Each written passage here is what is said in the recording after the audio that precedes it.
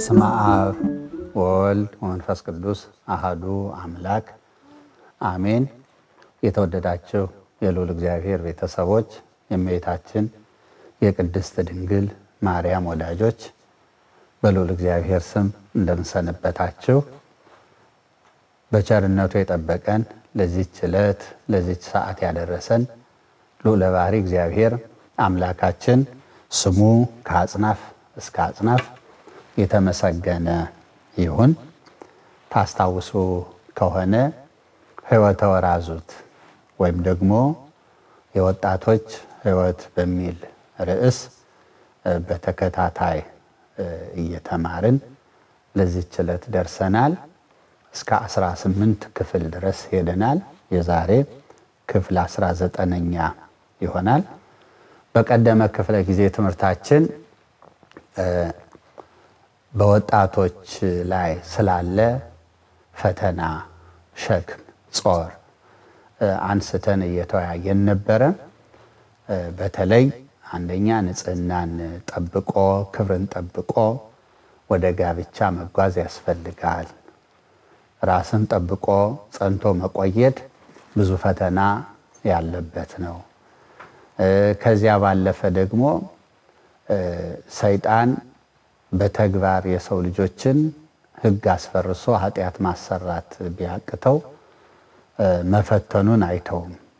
ሌላው ቀርቶ በህልም እንኳን ይዋጋናል እና በህልምም ሰውን ያስፈራል። የማይገባ ሐሳብ ለማሳሰብና የማይገባ ስራ ለማሰራት ጥረት ያደርጋል። ክፉ ህልም እስከ ማየት ይደረሳል።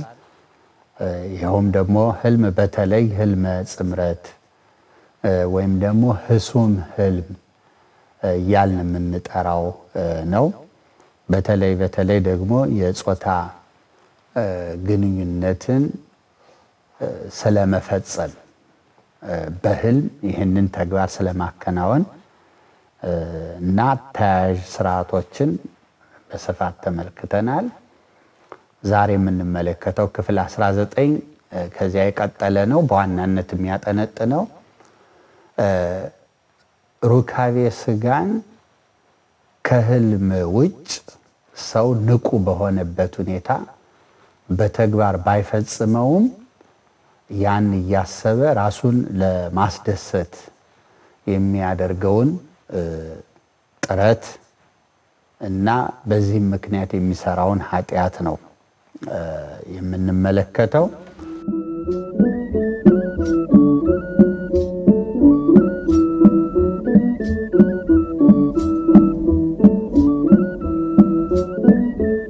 በስም ለመግለጽ ድርጊቱ ግብረ አውናን ይባላል። ብዙ ጊዜ ደግሞ ግለ ወሲብ ሲባል እንሰማለን። ግን ግዕዙ የተዛወረ ግዕዝ ይመስላል እና ሊታረም የሚገባው የቃል አጠቃቀም ነው። የቋንቋ ጉዳይ ስለሆነ በዚሁ አልፈዋለሁ እና ግብረ አውናን በእንግሊዘኛው ማስተርቤሽን ፍትወትን እያሰቡ አንድ ምናብ በህሊና በመከሰት ራስን ለማስደሰት የሚደረግ ልክ በጾታዊ ግንኙነት የሚገኘውን ደስታ በአካል አጋር ሳይኖር ለብቻ ያንን ደስታ ለማግኘት የሚደረግ ጥረት ነው ግብረ አውናን።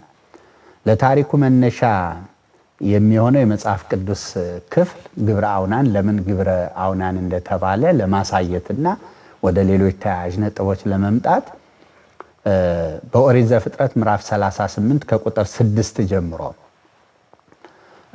ያለውን ታሪክ ማንበብ ጠቃሚ ነው። ይሁዳ ከያዕቆብ 12 ወንዶች ልጆች መካከል አንዱ ማለት ነው ልጆች ነበሩት እና ኤር፣ አውናንና ሴሎም የተባሉ 3 ልጆች ነበሩት። ከዚያ ለመጀመሪያ ልጁ ለኤር ትዕማር የምትባል ሴት አጨለት፣ አጋባው። ከዚያ ታሪኩ በመጽሐፍ ቅዱስ ውስጥ ምን እንዳጠፋ ምን እንደሰራ አይናገርም። ግን ኤር ክፉ ነበር። ክፉ ስለነበረ እግዚአብሔር ቀሰፈውና ሞተ ይላል ማለት ነው። ከዚያ በኋላ ሁለተኛው ደግሞ በትርጓሜ ግን ተጽፏል። የኤር ጥፋት ምን እንደሆነ አባቴ ሚስት አጥቶ ነው ወይ ትዕማርን የሚያጋባኝ?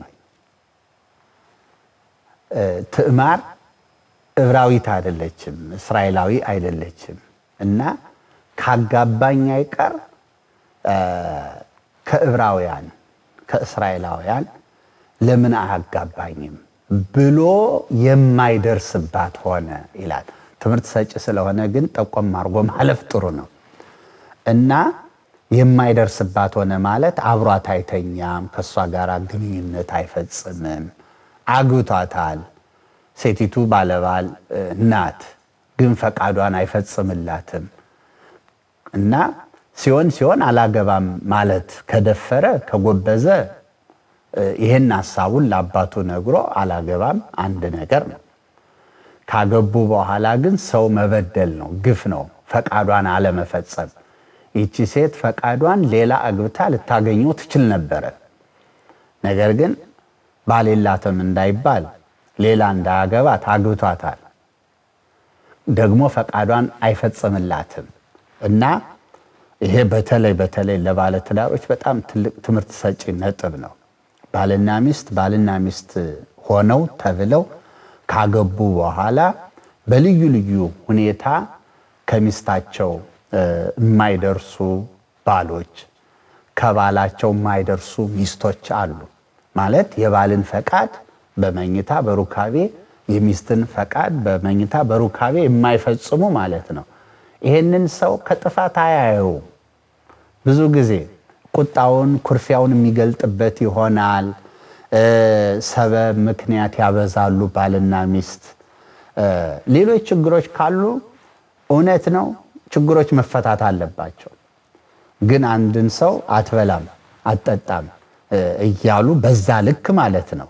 እና በመሃል ያሉ የተፈጠሩ ችግሮች ከቅጣቱ ጋር ሲስተያዩ ቅጣቱ እጅግ በጣም የተጋነነ ቅጣት ነው።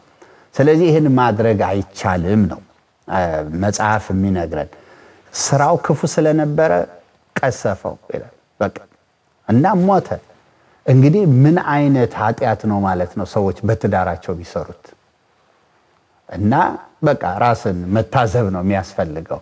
የሚስትን የባልን ፈቃድ መፈጸም ያስፈልጋል። ርዕሳችን ስላልሆነ ወደዚህ ጠለቅ ብለን አንሄድም እንጂ በአዲስ ኪዳንም ለጸሎት ተጉ ዘንድ እርስ በርሳችሁ ተስማምታችሁ ካልሆነ በስተቀር አትከላከሉ። ሚስት በራሷ ስልጣን ሰውነት ላይ ስጋ ላይ ስልጣን የላትም። ስልጣን ለባሏ ነው። እና ባልም በራሱ ስጋ ሰውነት ላይ ስልጣን የለውም። ስልጣን ለሚስት ነው።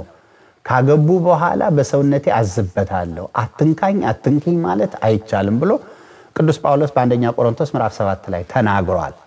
ስለዚህ ሐሳባችንን በዚህ እንጠቅልለው። ይህ የመጀመሪያው ልጅ የይሁዳ መጀመሪያ ልጅ የኤር ጥፋት ነው። ያስቀሰፈውም ይሄ ነው። ስለዚህ እንዲህ ያለ መከላከል እንዳይኖር መጻሕፍት ያስተምሩናል ማለት ነው። ከዚያ በኋላ ኤር ተቀስፎ ከሞተ በኋላ ለትዕማር ይሁዳ ሁለተኛ ልጁን አውናንን አጋባ። ይሄ አንደኛ ይሁዳ የነበረበትን ዘመን ማሰብ ነው። ታሪኩን ስንተርክ ጥያቄ የሚፈጥሩ ነገሮች ሊኖሩ ስለሚችሉ እየመለሱ ለመሄድ ያህል ነው። ከርዕሱ ጋራ ምን አያያዘው ልትሉ ትችላላችሁ፣ ግን ዞሮ ትምህርት ነው። እና ዘመኑ የሕገ ልቡና ዘመን ነው። የኦሪት ሕግ እንኳን አልተሰጠም።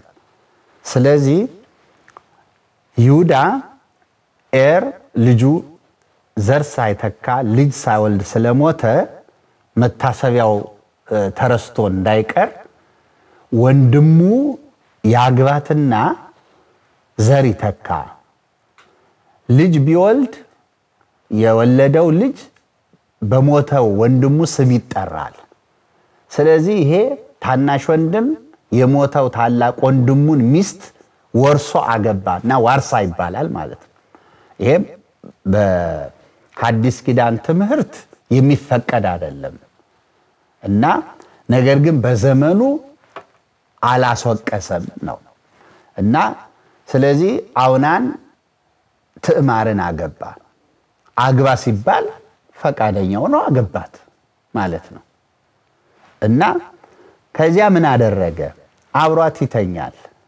የሚጠበቅበት ዘር ሰጥቶ ልጅ ወልዶ የተወለደውን ልጅ በወንድሙ ስም ማስጠራት ነው እሱ ግን እኔ ልጅ ወልጄ በወንድሜ የሚጠራው ለምንድን ነው ብሎ በክፋት ለወንድሙ ዘር ማቆምን መታሰቢያ መትከልን አልወደደም እና ከዚያ በኋላ ከትዕማር ጋራ ሚስቴ ብሎ አብሯት ይተኛል ፈቃዱን ይፈጽማል ደስታውን ያገኛል ነገር ግን ዘሩን አያቀብልም ዘሩን ከማዕፀን በአፋ አውጥቶ ያፈሳል ከዛ እሱ አትጸንስም ማለት ነው ዘር ሳያቆም ቀረ እግዚአብሔር ስለዚህ ክፉ ስራው ይህንንም አውናንን ቀሰፈው ይላል ማለት ነው እና እንግዲህ ዛሬ የምንማርበት ትምህርት ንዑስ ርዕሱ ግብረ አውናን የተባለው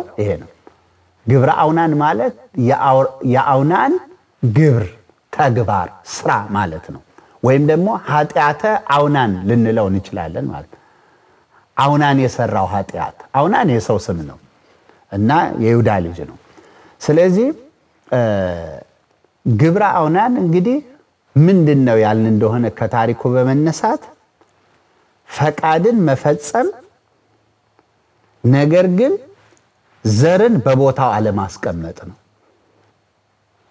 የወንድ ዘር ቦታው በወንድ በሰውነቱ ከሆነ በራሱ ባህሪ ከሱ ከወጣ ደግሞ ማህፀነ አንስት ነው እና ስለዚህ ያ መሆን ሲገባው እሱ ፈቃዱን ፈጽሞ ነገር ግን ዘሩን ከማዕፀን በአፋ ያፈስ ስለነበረ እንዲህ ያለ ድርጊት ሰዎች ፈቃዳቸውን ፈጽመው በሩካቤ ደስታን ሽተው ደስታቸውን ፈጽመው ከዚያ በኋላ ግን ዘርን ከማህፀን ውጭ ሲያደርጉት ግብረ አውናን ፈጽመዋል ይባላል ማለት ነውና ኃጢያተ አውናን ይባላል እና ይሄ በጣም ጥንታዊ ነው ሰዎች የሩካቤን ደስታ እየፈለጉ ነገር ግን ህጋዊ መንገድን ባህሪያዊ መንገድን ተፈጥሯዊ መንገድን አለመከተል ማለት ነው እና በጣም ጥንታዊ ነው ከጥንት ጀምሮ ያለ ነው መጽሐፍ ቅዱስ በልዩ ልዩ መንገድ ይሄንን ታሪክ ያነሳሳዋል በሮሜ ምዕራፍ 1 ቁጥር 26 ላይ ሴቶችም ወንዶችም ለባህሪያቸው የሚገባውን ትተው ይላል ተፈጥሯዊ የሆነ መንገድ መከተልን ትተው ይላል እና ይሄ ቃል ብዙ አይነት የሩካቤ ድርጊቶችን ነው የሚያሳየው ወንድ ከወንድ ቢሆን ተፈጥሯዊ አይደለም ሴት ከሴት ቢሆን ተፈጥሯዊ አይደለም ዘርን ከማፀን በአፋ ማፍሰስ ቢሆን ተፈጥሯዊ አይሆንም ሰውና እንስሳ ቢሆን ተፈጥሯዊ አይሆንም እንደገና ደግሞ ሌላም ለምሳሌ እንደው በስቁረት በመንደቅ በማናቸውም ሁኔታ ማለት ነው እና ውስጥ ሩካቤ ፈጽማለው ብሎ ሰው ቢሄድ ተፈጥሯዊ አይደለምና አይነቱ ግብረ አውናን ነው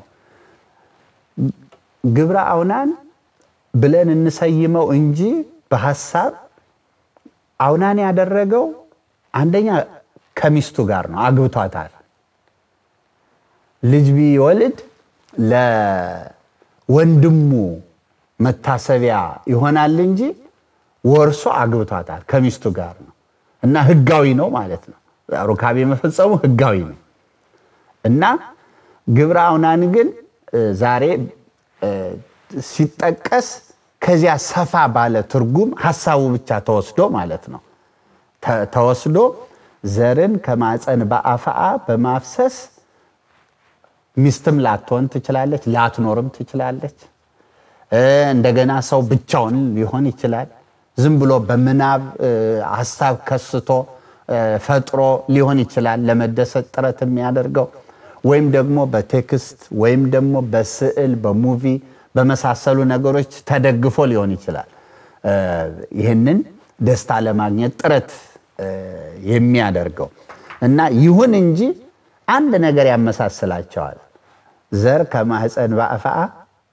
እየፈሰሰ ነው ለዛ ነው ግብረ አውናን ወይም ደግሞ በሴትም ቢሆን ድርጊቱ ተፈጥሯዊ ባልሆነ መንገድ ደስታ እየተፈለገ ነው የሩካቤ ደስታ እየተፈለገ ነው ይሄ ድርጊቶቹን በሙሉ ያመሳስላቸዋል ማለት ነው ለዛ ነው ግብረ አውናን የሚባለው እንጂ ሁሉም የአውናንን ግብር ይመስላል ማለት አይደለም ማለት ነው አንዳንዱ ከአውናን የከፋ ነው እና አውናን ከማፀን በአፋ ዘር ማፍሰሱና ለወንድሙ ዘር እንዳይቆምለት የክፋት የምቀኝነት ስራ መስራቱ ነው ኃጢያቱ ዛሬ ደግሞ ይሄን ጨምሮ ሌሎች ተደራራቢ የስተትና የጥፋት ሐሳቦችን በልቡና ይዞ ሰው ድርጊቱን ሊፈጽመው ይችላል ከዚህ የተነሳ ግብረ አውናን በጣም ከባድ ኃጢያት ነው ሲያስቀስፍ ስለሆነ ያየነው እና አመዳደው ማጠራሩም በዛ መልኩ እንደሆነ እንድንገነዘብ ያስፈልጋል እና ይሄ በጣም እጅግ ጥንታዊ ኃጢያት ነው ማለት በገልቡና ዘመን የነበረ ኃጢያት ሆኖ እናገኘዋለን መጽሐፈ ኑዛዜ ላይ ይህን የመሰለውን ተግባር ገልጾ ኃጢያት አድርጎ እንዴት እንደሚጠቅሰው ላንበብላችሁ እንዲሁ በከንቱ ዘሬን ኃጢያት ሰርቼ ባፈሰስው በምራቄ በለምቋጣ በእሬት በመሬት በእጄ አሽቼ ባፈሰስው ማረኝ ይቅርበለኝ ብሎ ንስሐ መግባት ይገባል ይላል በቃ ተገለጸ ማለት ነው እንግዲህ በመጽሐፍቶች ይሄ ድርጊት ጥፋት ነው ኃጢያት ነው ብሎ ሲያስቀምጠው እንመለከታለን ማለት ነው ብእሲ ይላል ደግሞ በግዕዝ እና ብእሲ ዘይፌኑ እስኪቶ ውስተ መንደቅ እስኪት አባለ ዘር ነው ሩካቤ መፈጸሚያ ህዋስ ነው ብእሲ ዘይፌኑ እስኪቶ ውስተ መንደቅ አው ውስተ ስቁረት አው ውስተ እዴሁ ወይወጽ ምንሁ ፍትወት ሰው አባለ ዘሩን በሆነ ስቁረት በሆነ ቀዳዳ ለማሳለፍ ጥረት አድርጎ ይሄ ማለት ከጽዋት ከፍራፍሬ ጋራ ከእንስሳት ጋራ መሬት ቆፍሮ ከማወሰብ ጋራ እረኞች የሚያደርጉት ነው እና ሲያጡ እሊናቸው የሆነ ነገር ይፈጥራል ለመደሰት እንዲህ ባደርግ ደሰታለሁ ብለው ማለት ነው እና ስለዚህ ይሄንን ፈጽሞ ለመደሰት ቢሞክር ዘሩን ቢያፈስ ይህ ኃጢያት ነው ይላል እና ይሄ እንዳይሆን ራስን መጠበቅ ያስፈልጋል ህዋሳትን መጠበቅ ያስፈልጋል ዘያቅብ እስኪቶ ያቅብ ህይወቶ አባለ ዘሩን የሚጠብቅ ህይወቱን ይጠብቃል ይላል የፈላስፋ ንግግር ነው ስለዚህ ራስን መጠበቅና እንዲህ ካለው ኃጢያት መታቀብ ያስፈልጋል ምንድነው ይሄንን ተግባር እንዲያከናውኑ ወጣቶችን የሚገፋፋቸው ነገር ድርጊቱን የሚያባብሰው ምንድነው ኃጢያትነቱ እንዴት ነው የሚሉ ነጥቦችን አንስቶ ትንሽ ትምህርት ማግኘት ያስፈልጋል ይሄ በጣም በርካታ ወጣቶች የተያዙበት ኃጢያት ነው እና በግል ህይወት በማህበራዊ ህይወት በመንፈሳዊ ህይወት ብዙ ጉዳቶችን ያስከተለ ያለ ኃጢያት ነው እንደዋዛ መታየት የሌለበት ስለሆነ በደንብ ትምህርት ማግኘት በእውነቱ ያስፈልጋል ስለዚህ የተወሰኑ ነጥቦችን ለማንሳት በመጀመሪያ ድርጊቱ ጥርጥር በሌለበት ሁኔታ በእውነቱ ኃጢያት ነው አንዳንድ ሰዎች አሉ ምንም ተፈጥሯዊ ነው እና ኃጢያትነት የለበትም ታዲያ ሰው ምን ያድርግ ምን ይሆን የሚል ድርቅ ያለ ሙግት የሚያቀርቡ ሰዎች አሉ ማለት ነው ኃጢያት አይደለም ለማለት እንደውም ገፍተው ሄደው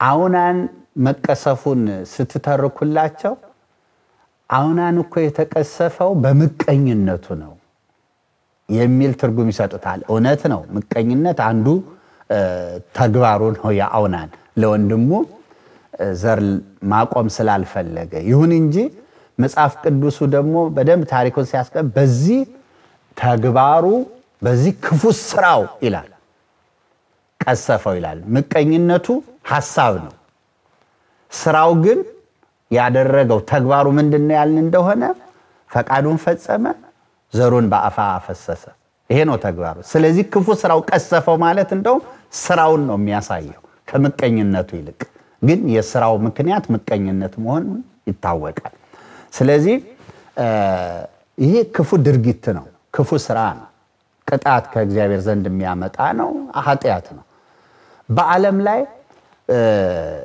ይሄንን ተግባር በተመለከተ ብናጠና ሪሰርች ብናደርግ በአብዛኛው የምናየው ነገር በጣም ጤናኛ ተግባር ነው ጉዳት የለውም እንደው ራሳችን በባህል ወይም ደግሞ በሃይማኖት አይምሮአችን ታስሮ የጥፋተኝነት ስሜት ካልተሰማን ካልተጨነቅን በቀር ምንም ጉዳት የሌለው ነገር ነው የሚሉ መልእክቶችን እናያለን ማለት ነው ሚዛን ያልጠበቁ በርካታ መልእክቶች ሲተላለፉ እናያለን ጉዳት አለው የሚለውን የሚያስተላልፉት በአብዛኛው የሃይማኖት ትምህርት አስተማሪዎች ናቸው እና ጉዳት የለውም ኃጢያትም አይደለም ማለት ይህ ተግባር ከሰው ልጆች እንዳይርቅ የበለጠ ጫና የሚያሳድር ነው እና ከዚህ ተግባር ለመላቀቅ የመጀመሪያው ደረጃ ኃጢያትነቱን ማመን ነው ኃጢያት ነው ብሎ መቀበል ያስፈልጋል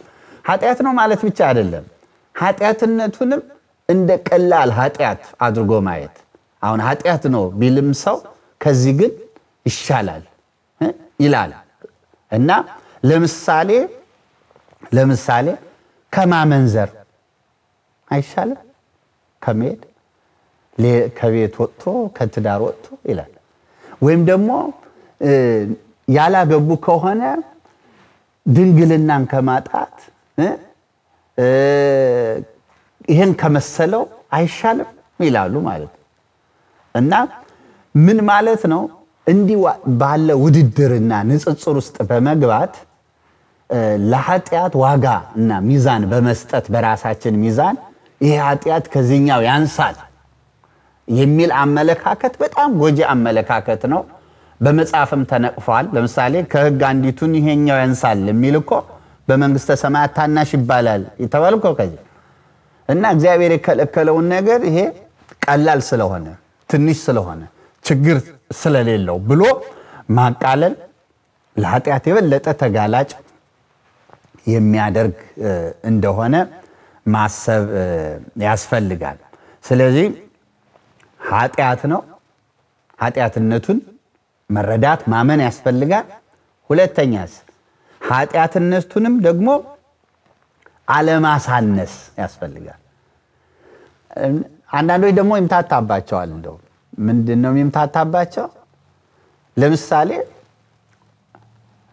ንጽህናቸው ድንግልናቸው መጠበቅ ይፈልጋሉ ያላገቡ ግን ደግሞ በዚህ ተግባር አሉ ሁለቱ አብሮ እንዴት ይሄዳል እና ድንግልናም ንጽህና ስለመጠበቅ ነው ህግነቱ ይሄም ንጽህናን ማሳደፍ ነው በዚህ በኩል ይሄን ጠብቆ ይሄ ለታይታ ለይምሰል መኖር ካልሆነ በስተቀር ማለት ነው እንደውም ከንጽህና ጋር ያልሆነ ድንግልና ምኑን ድንግልና ሆነ ደግሞ ሌላ በጣም ብዙ ጥያቄ ያስነሳል እንዲህ ያለ ተግባር እና ልምምድ ለጊዜው ሰዎች ወጣቶች ደስታቸው ብቻ ሊታያቸው ይችላል ለራሳቸው የሚመችና የሚመስል ምክንያት ያቀረቡ በድርጊቱ እንተው ሊገፉበት ይችላሉ። በመጨረሻ ነው ከምንም ከሴት ደርሰው ማያውቁ ወጣቶች ግን እኮ እንደዚህ ያለ ህይወት አሳልፌያለሁ ለተክሊል በቃለሁ ድንግል ልባል ይችላልው የሚለውን ጥያቄ መጨረሻ ላይ ነው ወደ አይምሮአቸው የሚመጣው። እና እንዲህ ያለ ፈተና ውስጥ እንዲህ ያለ ችግር ውስጥ ከመግባት በፊት ራስን በደንብ መፈተሽ እና መጠበቅ ያስፈልጋል። እና ይሄንን አስቦ ንጽህናን ጠብቆ መኖር ያስፈልጋል። ግብረ አውናን ኃጢአት ነው። ኃጢአትነቱን የሚያሳየው አንደኛ ከቅድስና ጋር አብሮ አይሄድም። በህሊና ማደፍ ነው፣ መርከስ ነው። ሁለተኛ ራስን መግዛት በመጠኑ ቢሆን ያለመቻል ምልክት ነው። ሐዋርያው ቅዱስ ጳውሎስ በገላትያ መልእክቱ ምዕራፍ 5 ላይ ስለ መንፈስ ፍሬ ሲናገር የመንፈስ ቅዱስ ማደሪያ ብንሆን የምናፈራው ምን እንደሆነ ሲዘረዝር ራስን መግዛት ይላል። ስለዚህ ራስን መግዛት የመንፈስ ቅዱስ ማደሪያ ከመሆን የሚገኝ ጸጋ ነው። እና ራስን አለመግዛትሳ ብሎ መጠየቅ ያስፈልጋል። እና ራስን መግዛት ያስፈልጋል። ቅድስናን መጠበቅ ያስፈልጋል። ሌላው ሩካቤ መፈጸም ደስታ መሆኑ ጥርጥር የሌለበት ጉዳይ ነው። እንደውነቱ ለመናገር ደስታ ነው፣ ደስታን ይሰጣል። መጽሐፍ ቅዱስም ይህንን ይናገራል። እና በሩካቤ ስለሚገኝ ደስታ በጠቢቡ ሰሎሞን በመጽሐፈ መክብብ ላይ ምዕራፍ 9 ቁጥር 9 ላይ ከምትወዳት ሚስት ጋር ደስ ይበልህ ይላል። ደስታው ብዙ ወገን ነው፣ በብዙ ዘርፍ ነው ከሚስት ጋራ። ግን ከሚስት ጋር ደግሞ በምንጣፍ አንድ በመሆን በመገናኘት በሩካቤ ደግሞ የሚገኝ ደስታ አለ። ስለዚህ ደስታ ይሰጣል። እንደገና ደግሞ ቅዱስ ጳውሎስ በአዲስ ኪዳን ይህንኑ የመክብብ ቃል ይጋራል ማለት ነው። የጠቢቡ ሰሎሞንን ንግግር ይጋራና በአንደኛ ቆሮንቶስ ምዕራፍ 7 ላይ ያላገባ እግዚአብሔርን እንዴት ደስ እንደሚያሰኘው ያስባል ይልና ያገባ ደግሞ ሚስቱን እንዴት ደስ እንደሚያሰኛት ያስባል ይላል። ተመልከቱ። እና ሚስቱን እንዴት ደስ እንደሚያሰኛት ያስባል በነገር ሁሉ። እና ታዲያ ለምን አመጣኸው ሊባል ይችላል። ግብረ አውናን ኃጢአት ነው። ለምንድን ነው ኃጢአት የሆነው? በሩካቤ የሚገኘውን ደስታ እግዚአብሔር ለባለ ትዳሮች የሰጠው ነው። የጋራ ደስታ አድርጎ የሰጠው ነው። ከኃላፊነት ጋራ የሰጠው ነው። ይህንን ደስታ ጋብቻ ሳይፈጽሙ ከሚስት ጋር ከባል ጋራ በጋራ ሳይሆኑና ደስታውን ስናገኝ መክፈል ያለብንን ወይም መውሰድ ያለብንን ኃላፊነት ሳንወስድ ነጥሎ በሩካቤ ብቻ የሚገኘውን ደስታ መውሰድ ዝርፊያ ነው። ይሄ ሌብነት ነው ማለት ነው በአቋራጭ። ይሄ ደስታ የጋራ ደስታ ነው። ለባልና ለሚስት በጋራ የሚሰጡ ነገሮች አሉ፣ ለብቻ በተናጠል የማይሰጡ ማለት ነው። ለምሳሌ አንዱ ሩካቤ ለባልና ሚስት በጋራ ሊደሰቱት የሚገባ ደስታ ነው። በዮሐንስ ወንጌል ምዕራፍ 4 ላይ ስለ ሕይወቷ ተጽፏል። አንድ ነጥብ አያይዞ ለመውሰድ ብቻ ነው እንጂ ታሪኩ ግንኙነት ያለው አይደለም። መጀመሪያ ማሳሰብ የምፈልገው እሱን ነው። አንዲት ሳምራዊትን ሴት ስለ ሕይወት ውሃ አስተማራት ጌታችን መድኃኒታችን ኢየሱስ ክርስቶስ። ከዚያ በኋላ ያንን የሕይወት ውሃ ስጠኝ እባክህ እንዳልጠማ ውሃ ለመቅዳት ወደዚህ ቦታ እንዳልመጣ አለችው። ከዚያ እርሱ ምን አላት? ባልሽን ጠርተሽ ነው ያላት። ባል የለኝም አለች። ተመልከቱ ለባልና ለሚስት በጋራ የሚሰጥ ጸጋ መኖሩን ነው የሚያሳየን ለዚህ ነው ይሄን ቃል ያመጣሁት ሌላ ዓላማ የለውም ለባልና ለሚስት በጋራ የሚሰጥ ስለዚህ እንደሆነ መንገዱ ረቂቅ ነው ሰው አስተውለው እግዚአብሔር ሰውን የሚገስጽበት መንገድ በጣም ረቂቅ ነው አይ ይሄ እኮ አለ ለምሳሌ በጋራ ገንዘብ ሰጥቷቸው ባልና ሚስት ትዳራቸውን ቢያፈርሱ ገንዘቡን ወስዶ ደሃ ያረጋቸዋል ማለት አይደለም ገንዘቡ ይያለ ከደሃ እኩል ያረጋቸዋል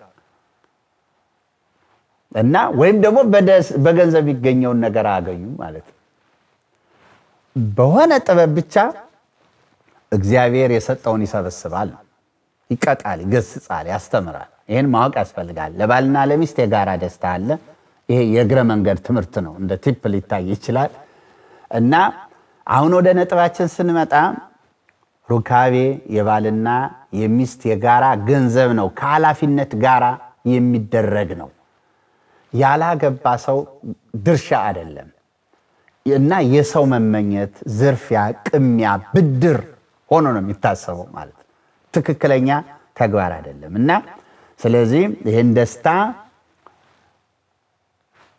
ህጉን ስርዓቱን ፈጽሞ ኃላፊነት ወስደው ሊያከናውኑት የሚገባ መሆኑን መገንዘብ ያስፈልጋል የሚለውን እንድናይ ነው እንግዲህ ማጠቃለያችን ምንድነው አንደኛ ግብራውናን ምን ይመስላል የሚለውን አይተናል ሁለተኛ ግብራውናን ኃጢያት ነው ኃጢያትነቱም ትንሽ አይደለም እና በዛ ላይ ለጋራ ደስታ የተሰጠ ስለሆነ ለብቻ ለማግኘት እና ኃላፊነት ሳይወስዱ ከህግ ውጭ ለማግኘት ደስታውን ጥረት ማድረግ ትክክል አይደለም በዚህ ምክንያት ኃጢያት ይሆናል የሚል ሐተታን የሰጠነው ቆየን የሰማነውን በልቦናችን ጽላት ይጻፍልን የእግዚአብሔር ቸርነት የድንግል ማርያም አማላጅነት አይለየን አሜን አሜን አብራ ያሰማን